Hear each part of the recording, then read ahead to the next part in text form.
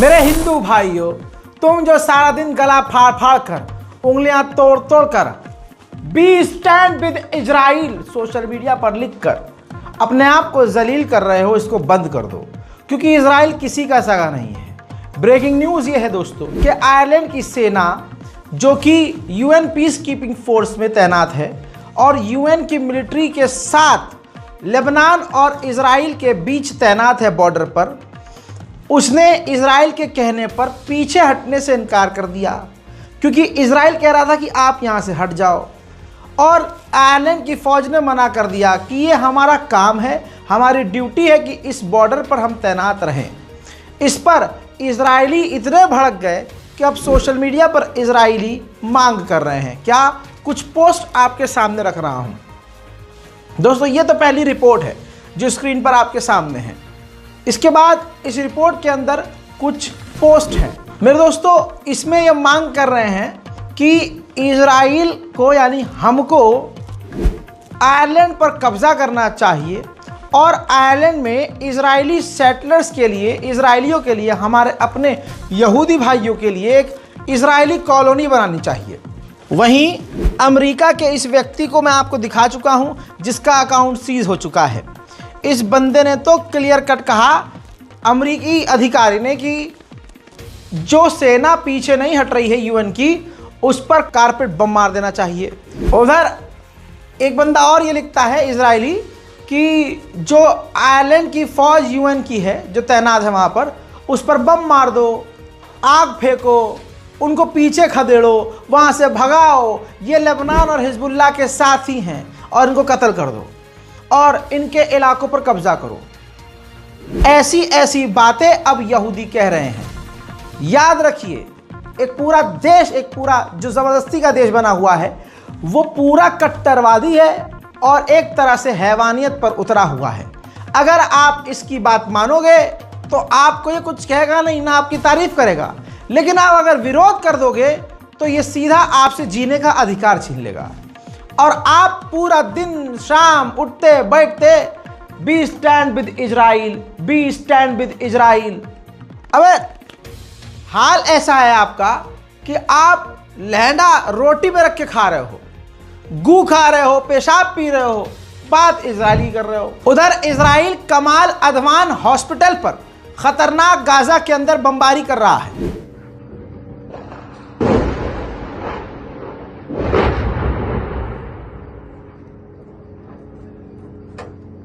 वहीं जहां पर इजराइल गाजा में बम गिरा रहा है, तो लाशों को निकालने के लिए और घायलों को मलबे से निकालने के लिए जो मदद करने वाली टीम आगे बढ़ रही है, तो इजराइल की मिलिट्री उन पर गोलियां दाग रही है, ओपन फायर कर रही है।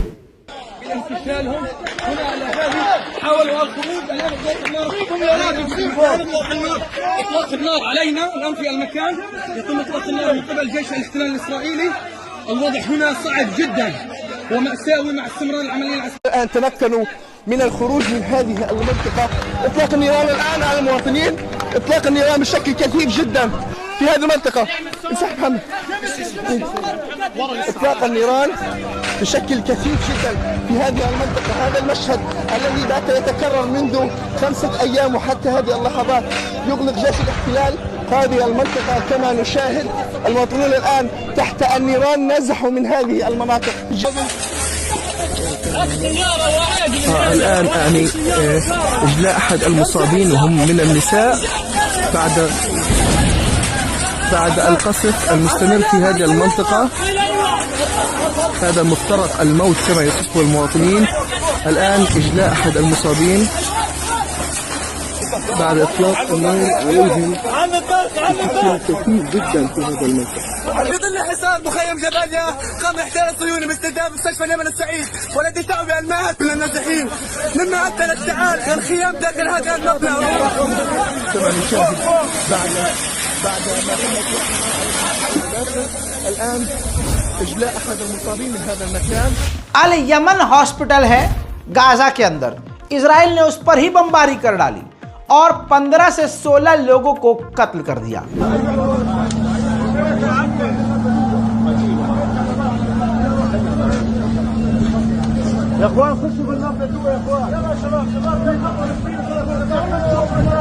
वहीं खान यूनिस में 3 एड मेडिकल पर्सन्स को, यानी जो मेडिकल से जुड़े हुए 3 अधिकारी थे, इजराइल ने उनको भी जबलिया कैंप में गोली मारकर कत्ल कर दिया है। वहीं मेरे दोस्तों, अल जजीरा के एक और पत्रकार को गाजा के अंदर, ये जो व्यक्ति आपको बोलता हुआ नजर आ रहा है, ये अल जजीरा का चैनल का कैमरामैन है।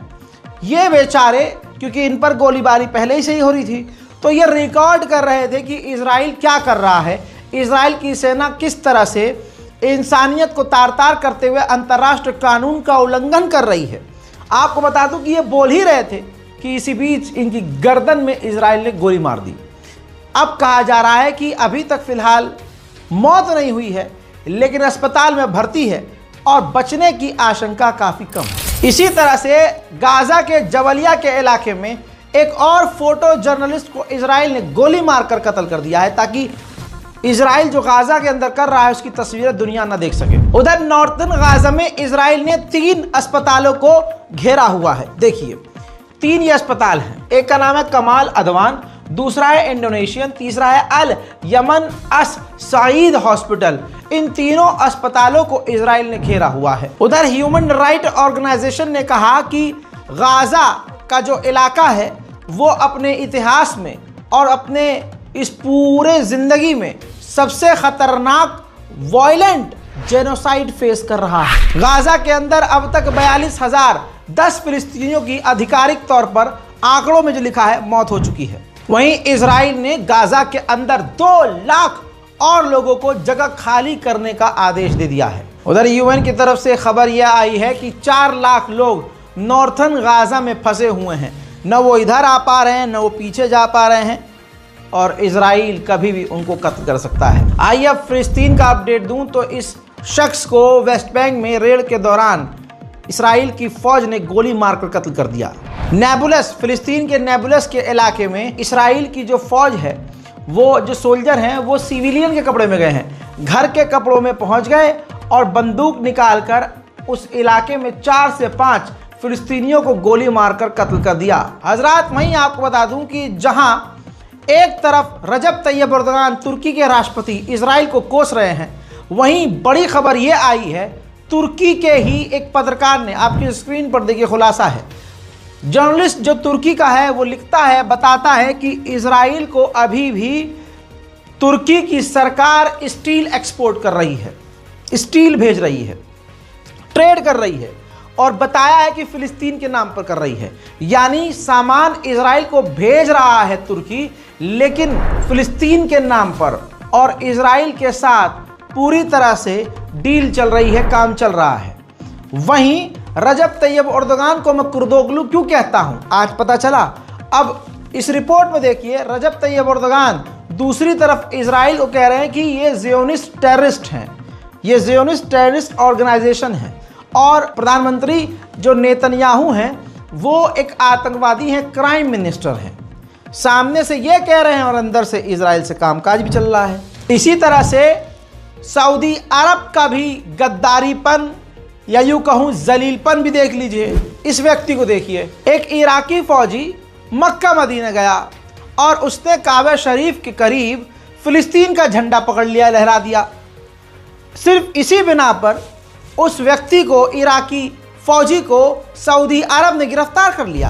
अब सऊदी अरब, खासकर मोहम्मद बिन सलमान ने अमेरिका का पिछवाड़ा लंबे समय तक चाटा, लेकिन अमेरिका तब भी उनका ना हुआ। बड़ी खुशखबरी बता रहा हूं आपको, बड़ी खबर है। एंटोनी ब्लिंकन, अमेरिका का विदेश मंत्री, मिडिल ईस्ट के दौरे पर था और मोहम्मद बिन सलमान से मिलने आया, और मोहम्मद बिन सलमान से मिलने के बाद जब वापस अमेरिका गया है तो कहता है वहां जाकर कि मोहम्मद बिन सलमान एक बिगड़ैल बच्चे के सिवा और कुछ नहीं है।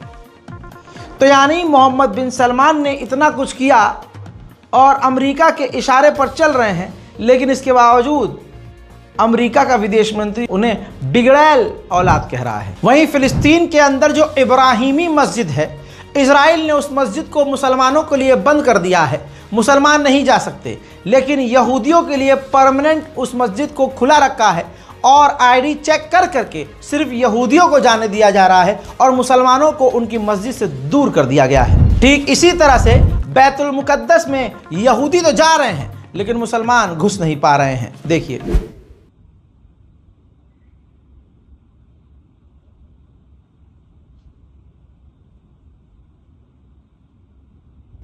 तुर्की के पार्लियामेंट स्पीकर ने कहा है कि इजराइल ने इलाके में जंग बढ़ा दी है, खतरा बढ़ा दिया है, तनाव बढ़ा दिया है और जो इजराइल की पॉलिसीज हैं उसकी वजह से तुर्की की नेशनल सिक्योरिटी को खतरा हो गया है। मेरे दोस्तों, एक अकेला नेतन्याहू है जो पूरे इलाके में अपनी एक कुर्सी के लिए हमेशा के लिए जंग चाहता है।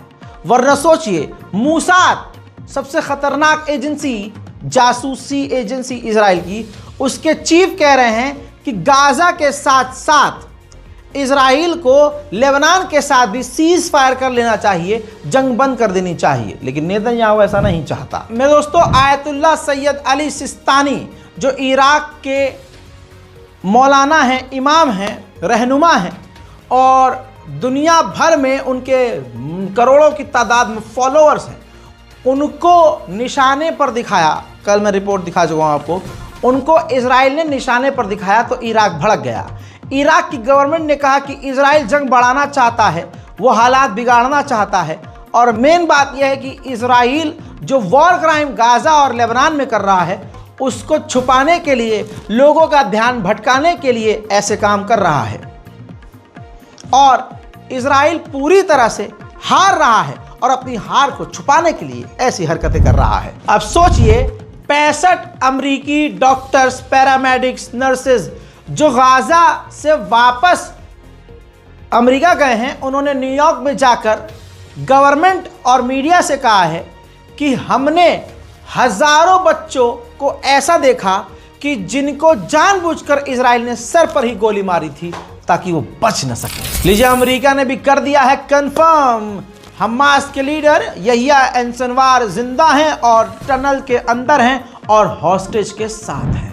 उधर गजा के अंदर इजराइल के सैनिक नरसंहार मनाकर, नाच गाकर पार्टी कर रहे हैं।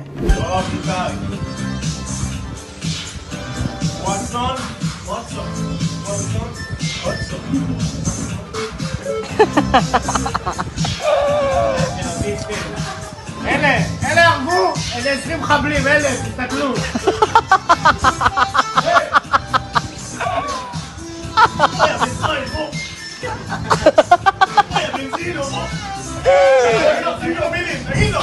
उधर गाजा के अंदर ही हमास और फतह जो ग्रुप हैं, दोनों डील करने वाले हैं, हाथ मिलाकर इजराइल खिलाफ लड़ने वाले हैं। जर्मनी का आतंक देखिए, जर्मनी के अंदर एक यूनिवर्सिटी ने ऑर्गेनाइज किया था फिलिस्तीन के लिए प्रोटेस्ट, यूनिवर्सिटी के अंदर, और उस प्रोटेस्ट में ग्रेटा थनबर्ग जाने वाली थी।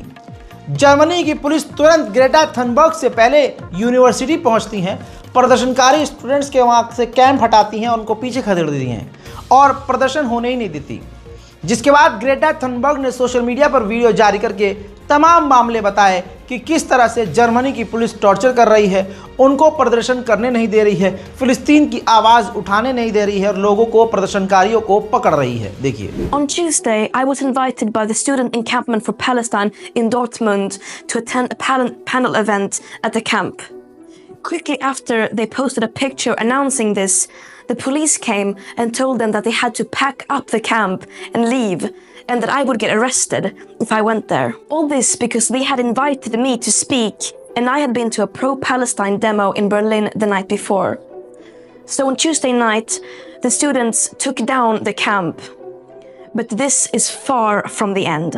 Germany is silencing and threatening activists who are speaking up against the genocide and occupation in Palestine.